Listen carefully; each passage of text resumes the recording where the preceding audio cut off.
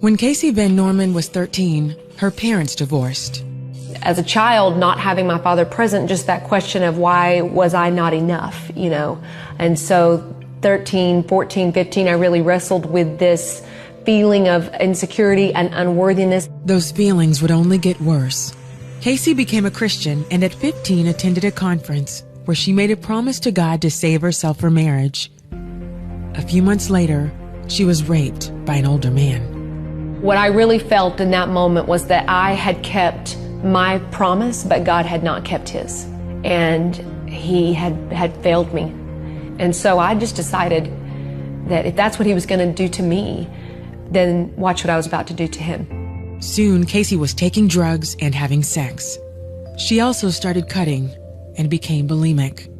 I used every Band-Aid you could think of: sex, alcohol, drugs, popularity. After years of struggling, Casie recommitted her life to Christ and started turning her life around. She met and married Justin and had 2 children, but she hadn't learned to accept God's gift of love. I wanted to work for him. I wanted to earn that love. As long as I could stay busy in the things of God, everybody would think that I was of God. As much as she tried, she couldn't get rid of the feelings of insecurity and unworthiness, and soon returned to old habits.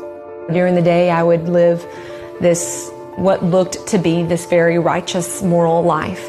And at night, I would be a completely different person, cutting my arm just to experience one moment of power, sticking my finger down my throat. Justin admits he didn't know what was happening to his wife. I was busy providing for our family, trying to earn a good living. We were teaching Sunday school and doing things of the church. I basically stopped being romantic with Casie. I stopped taking her out on dates. But a fellow church member was ready to give Casie all the attention she wanted. Another man began to pursue me, began to notice things that Justin didn't seem to notice anymore. And I responded. It was the beginning of a 3-year-long affair. Eventually, Justin uncovered it while going through some phone records. Though it was hard, Justin forgave his wife. In that moment, it all became very clear to me that I was as much at fault in letting the guard down and the boundaries down that we should have had in our marriage that we didn't. But Casie was still overcome with guilt. I was so disgusted with myself, and I really believed that my family and my husband would be better off without me.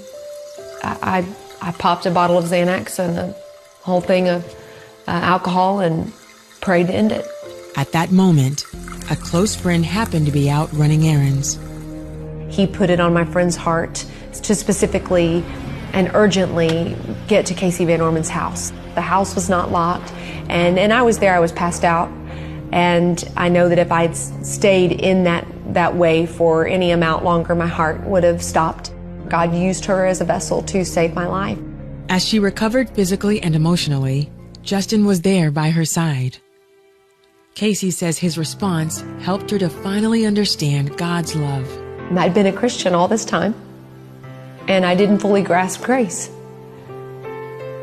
And for him to look at me and say, Casie, I don't know how to not love you. This was the Spirit of God in him offering me forgiveness and grace so that I would experience grace. And now I get to go and tell everyone this story that God is saying these words to you, which is, I don't know how to not love you. Casie says she stopped cutting and was also freed from her struggle with bulimia. She and Justin then began restoring their marriage.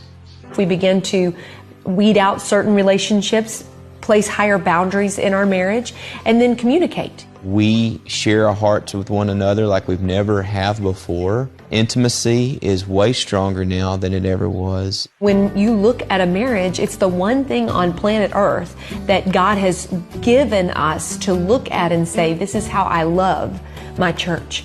Casie and Justin now work at a ranch in Texas that houses women who have been saved from sex trafficking.